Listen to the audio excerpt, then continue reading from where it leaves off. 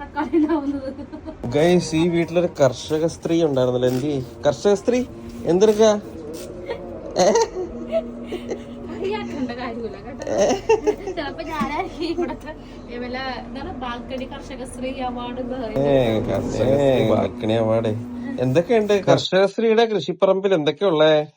കൃഷിപ്പറമ്പില് മറ്റേ ആള് പറയത്തില്ലേ, എന്താണ്, മിന്റ് ഉണ്ട്, ചീരയുണ്ട്, ടൊമാറ്റോ ഉണ്ട്, കുറെ ഫ്ലവേഴ്സ് ഉണ്ട്, അങ്ങനെ കുറെ ഐറ്റംസുകൾ കുറച്ചേ ഉള്ളൂ.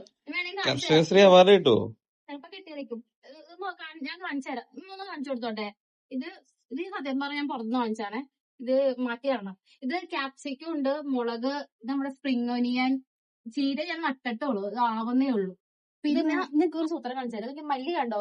ഇത് ഞാൻ നട്ടതാണ്, പക്ഷെ അത് പൂ വന്നിട്ട് ഇതേ മല്ലി ഉണ്ടായി ഇതിനകത്ത്. നീ വേണമെങ്കിൽ ഇപ്പൊ മല്ലിയുടെ പ്ലാന്റ് തുടങ്ങാൻ വേണമെങ്കിൽ. പിന്നെ മിന്റ്, ആടലോടകം എന്നല്ലേ പറയുന്നത്.